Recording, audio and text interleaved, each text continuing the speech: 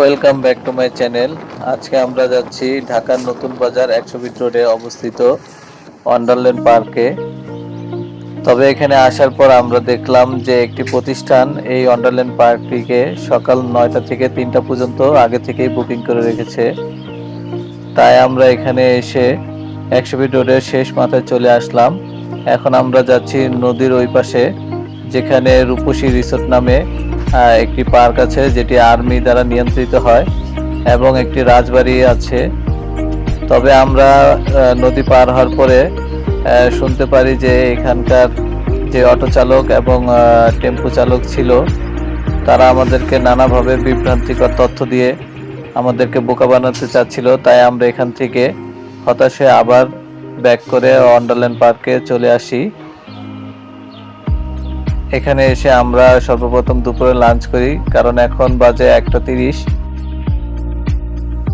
আমরা নতুন বাজার থেকে একটি রিক্সায় ৬০ টাকা দিয়ে ভাড়া করে এখন চলে আসলাম সেই ওয়ান্ডারল্যান্ড পার্কে।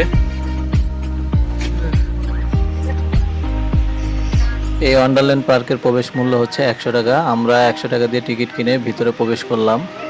প্রবেশ করার সাথে সাথে আপনারা দেখতে পারবেন একটি আর্টিফিশিয়াল ঝর্ণা এখানে স্থাপন করা হয়েছে, যেটি খুবই মনোমুগ্ধকর। এখানে যারাই প্রবেশ করে প্রথমে এখানে এসে কিছুক্ষণ ছবি তোলে, এবং এর মেন ফটোটিও খুব সুন্দর করে বানানো হয়েছে, যা দেখতে পাচ্ছেন। ঢোকার পর দেখতে পারবেন গেটের বাম এবং ডান পাশ উভয় পাশেই বাচ্চাদের জন্য খেলনার দুইটা দোকান গড়ে তোলা হয়েছে। আমরাও সবার মতো কিছুক্ষণ এখানে ফটোশুট করি।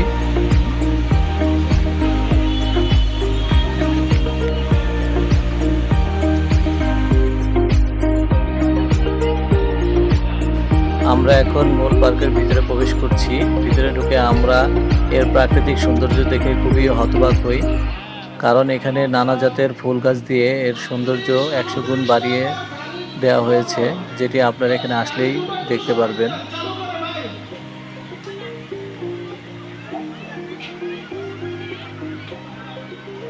এখানে বাচ্চাদের প্রতিটি রাইড মূল্য হচ্ছে ১০০ টাকা।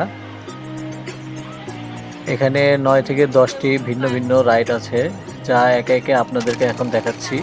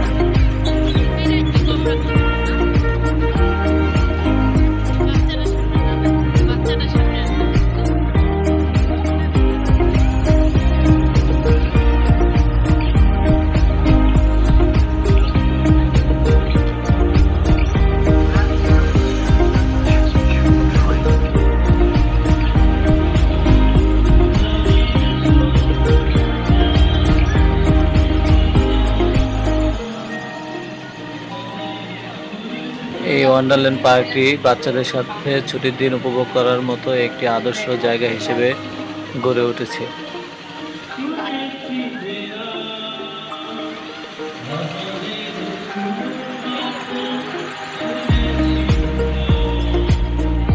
ওয়ান্ডারল্যান্ড পার্ক থেকে বের হয়ে আমরা এখানের কিছু স্ট্রিট ফুড খেয়ে বাসার দিকে রওনা দিচ্ছি।